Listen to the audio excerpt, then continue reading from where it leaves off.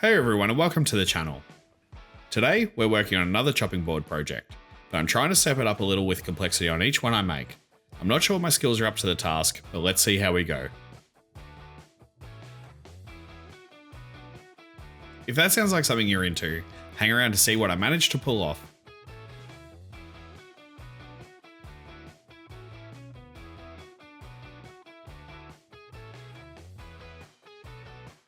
I'm going to start this one off by chopping my boards down to length.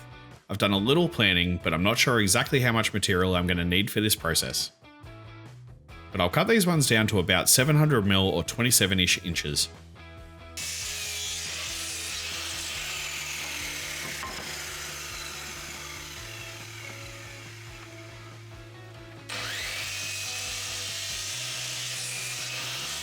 Then I'll jump over to the joiner and square these ones up. I'm using a mixture of old growth celery, pine and Tasmanian oak today. I know pine isn't ideal for end grain chopping boards, but this stuff has really tight grain and feels really dense. I've used it on a few chopping boards now and they're holding up quite well. It also gives me an option for some wood with a really pale colour.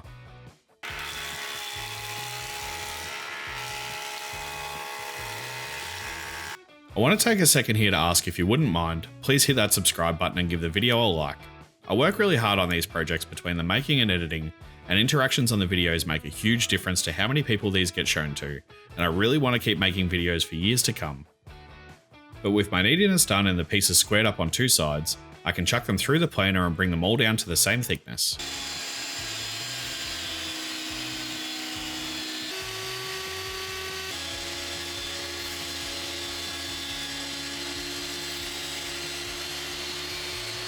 Now for the part I'm a little unsure about. To get that diamonds look in the center of the board, I'm going to need two pieces cut on a 45. I know this isn't a complicated cut, but making sure they are just right so we don't have any gaps in the glue up is what's on my mind here. But I'll set the blade to 45 and feed my oak through.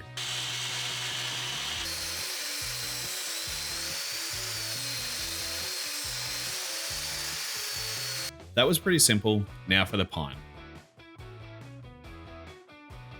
And of course, it couldn't be that simple. The pine had a heap of internal stress apparently and is pinching down on the blade. I know I should stick a little wedge in there, but I really don't want to try and stop and start the saw with the blade halfway through the cut. But I'll force it through and hope it all stays straight enough. And back to 90 to make all the other cuts that will become the straight edges.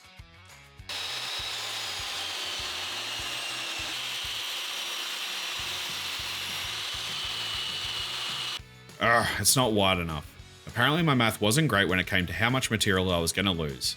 But that's okay, I'll rip down a couple of blackwood pieces to widen it a little. I'm not really upset about this happening.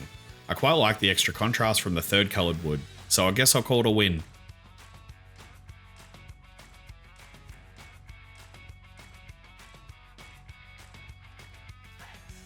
But now I can get this one glued up. Apparently today is not my day. My little glue bottle seems to have locked up, so I guess we'll be free pouring today. This is pretty much the same as any other normal glue up, just messier. We'll cover all the mating surfaces and roll them back over.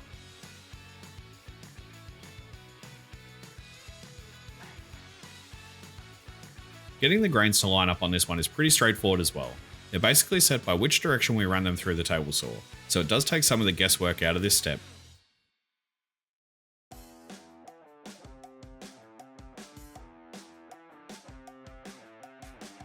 But with it all laid out, I'll pop some coils on the top and the bottom.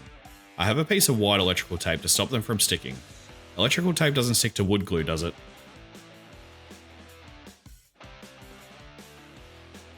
The hardest part of this board is this step.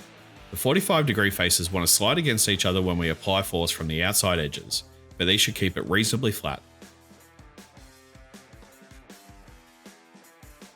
Then I'll get all of the clamps cranked down, cross my fingers and hope this doesn't slide apart while it's all setting up. The glue is set and I'll scrape off a little excess with the chisel. There's something weirdly therapeutic about doing this.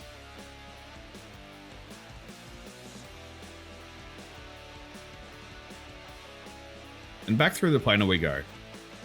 I'm going to take this one down until we just see a peak of the pointy end of our triangles in the centre.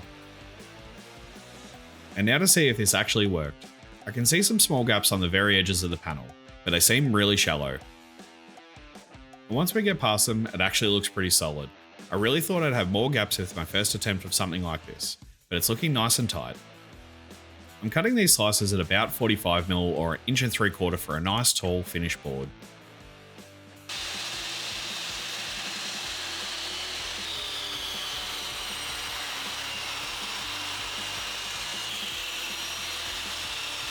So we've ended up with about 14 slices in total, which is good because an odd number would make this awkward.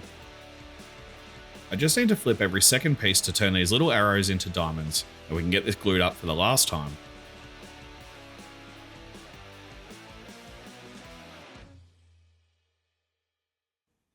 I'm going to try and add some coils to the sides of this board to keep everything as in line as I possibly can.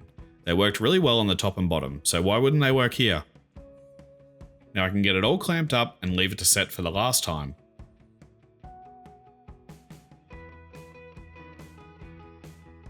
And apparently the coils didn't work as well on the sides as they did on the top and the bottom.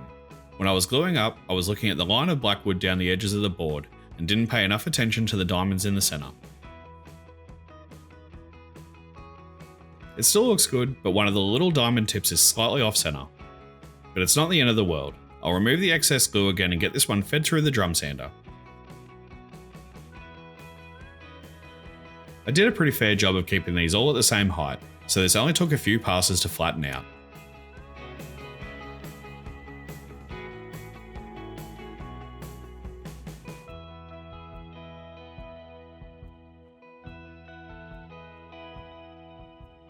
And I can see here that there isn't any wild gaps in the glue ups. I really thought I'd have a few, but it seems like we've done an okay job. With the board nice and flat, I'll run it through the table saw to square up the sides, and then over to the miter saw for the ends.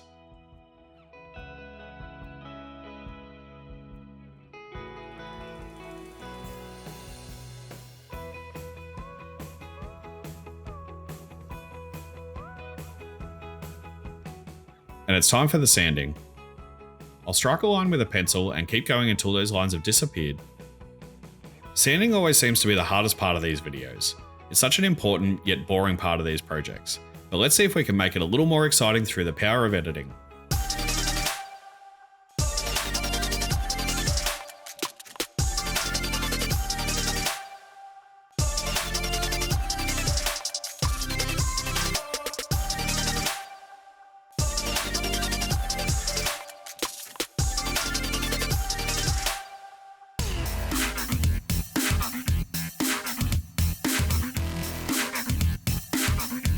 Apparently the answer is not really. I guess I'll just have to try again on the next one.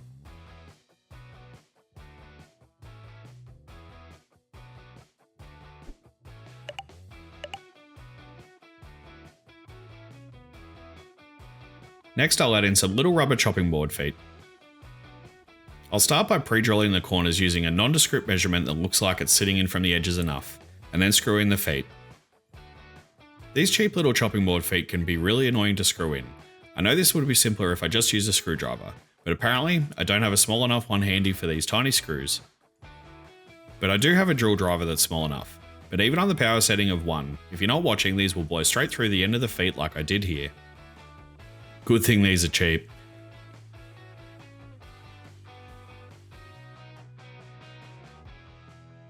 With our feet gingerly screwed into place, I can get on to the finishing. I'll simply pour a good amount of food safe mineral oil and leave it to soak in.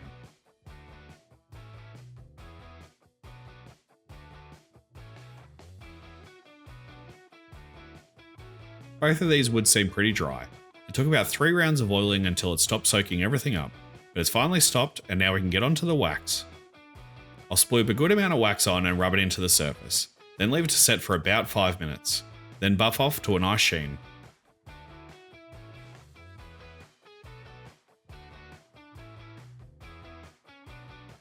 I don't know why, but the finish on this board has come out a bit better than normal. Maybe I did a better job on the sanding? No idea, but it does feel awesome to the touch. I'm pretty chuffed with how this came out, especially when you take into account that my 45s at the start looked like they were going to bring this whole thing undone. Thanks for watching the video, everyone. If you liked it, please consider giving the video a like and subscribing to the channel. See you on the next one!